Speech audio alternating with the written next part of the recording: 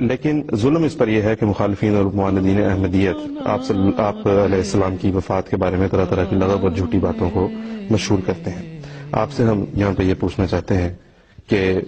اس زمانے کے آخری امام حضرت اقدس مسیح موعود علیہ الصلوۃ والسلام کی وفات کہاں اور کن حالات میں ہوئی؟ صاحب، یہ آپ نے بالکل صحیح فرمایا کہ یہ ایک بڑا ہی اہم سوال ہے جس کو بہت بڑھا چڑھا کر ہمارے غیر احمدی احباب بہت ہی غلیظ اور رقیق قسم کے الفاظ استعمال کرتے ہوئے بیان کرتے ہیں، اور بلا وجہ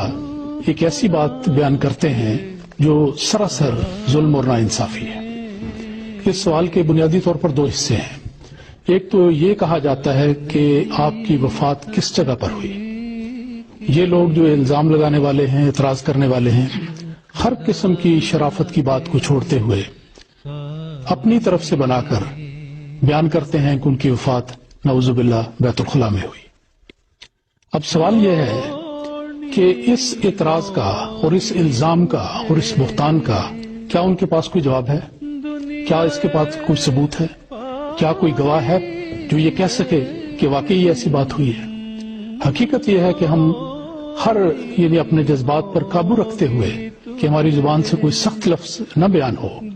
میں یہ کہنا چاہتا ہوں کہ حقیقت میں یہ ایسا افطرا ہے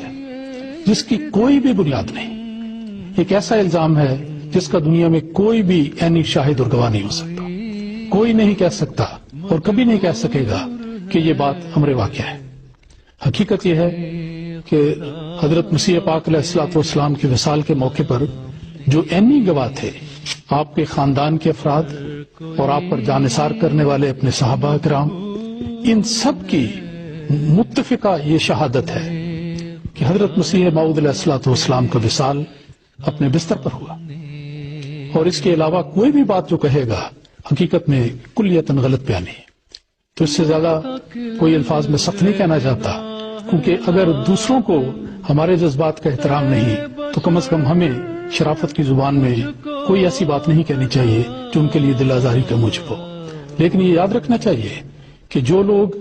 پہلے کچھ وقتوں میں اس قسم کی بدزبانیاں کرتے رہے ہیں اور یہ الزام لگاتے رہے ہیں، وہ اللہ تعالیٰ کی پکڑ سے محفوظ نہیں رہے، اور اللہ تعالیٰ کی پکڑ نے ان لوگوں کو پکڑا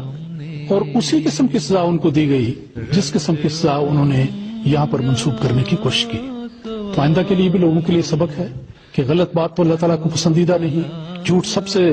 زیادہ ذلیل گند ہے جو کبھی انسان کو کھا سکتا ہے۔ اس لیے اس قسم کی بات سے اجتناب کرنا چاہیے جو کلیتاً بے بنیاد اور سراسر بہتان پر پکڑ سے محفوظ نہیں رہے، اور اللہ تعالیٰ کی پکڑ نے ان لوگوں کو پکڑا اور اسی قسم کی سزا ان کو دی گئی جس قسم کی سزا انہوں نے یہاں پر منسوب کرنے کی کوشش کی۔ مشکلیں کیا چیز ہے؟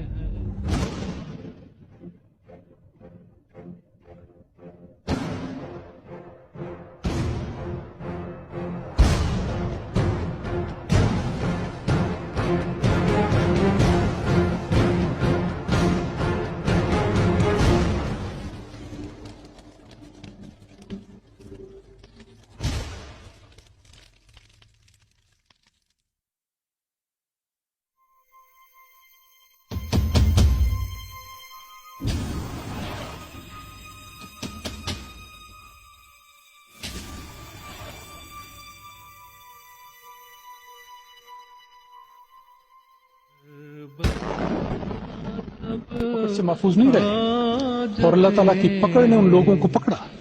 اور اسی قسم کی سزا ان کو دی گئی جس قسم کی سزا انہوں نے یہاں پر منسوب کرنے کی کوشش کی۔ ایک دن پیش ہوگا تو فنا کے سامنے، چل نہیں سکتی کسی کی کچھ قضا کے سامنے، ایک نہ ایک دن پیش ہوگا تو فنا کے सामने